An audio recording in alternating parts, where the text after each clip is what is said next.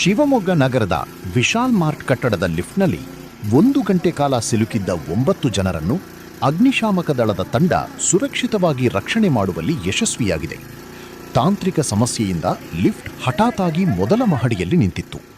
ಅದರಲ್ಲಿ ಭರತ್, ಅನುಷಾ, ಅನೀಸ್ ಫಾತಿಮಾ, ಮುಸರತ್, ಸೂಬಿಯಾ, ಮಿಜ್ಜಾ, ಬಿಲಾಲ್, ಪ್ರಶಾಂತ್ ಹಾಗೂ ಪ್ರವೀಣ್ ಕುಮಾರ್ ಎಂಬವರು ಸಿಲುಕಿದ್ದರು. ಸುಮಾರು 1 ಗಂಟೆಗೂ ಹೆಚ್ಚು ಕಾಲ ಒಳಗಿದ್ದರು.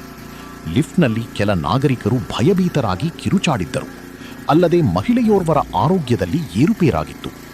ಅಗ್ನಿಶಾಮಕ ದಳದ ಸಕಾಲಿಕ ಕಾರ್ಯಾಚರಣೆಯಿಂದ ಲಿಫ್ಟ್ನಲ್ಲಿ ಸಿಲುಕಿದ್ದವರೆಲ್ಲರೂ ಸುರಕ್ಷಿತವಾಗಿ ಹೊರಬಂದಿದ್ದಾರೆ. ಅಗ್ನಿಶಾಮಕ ದಳದ ಅಧಿಕಾರಿಗಳು ಹಾಗೂ ಸಿಬ್ಬಂದಿ ಹೈಡ್ರಾಲಿಕ್ ಟೂಲ್ಸ್ ಬಳಸಿ ಲಿಫ್ಟ್ ಮುರಿದು ಒಳಗಿದ್ದ ಜನರನ್ನು ರಕ್ಷಿಸಿದ್ದಾರೆ. ಇಂತಹ ಘಟನೆಗಳು ಮರುಕಳಿಸದಿರಲು ವಾಣಿಜ್ಯ ಸಂಕೀರ್ಣಗಳು ಮತ್ತು ಮಾಲ್ಗಳಲ್ಲಿ ಲಿಫ್ಟ್ಗಳ ನಿಯಮಿತ ನಿರ್ವಹಣೆ ಮತ್ತು ಪರ್ಯಾಯ ವಿದ್ಯುತ್ ವ್ಯವಸ್ಥೆ ಸರಿಯಾಗಿದೆಯೇ ಎಂಬುದನ್ನು ಖಚಿತಪಡಿಸಿಕೊಳ್ಳುವುದು ಅತ್ಯಗತ್ಯ.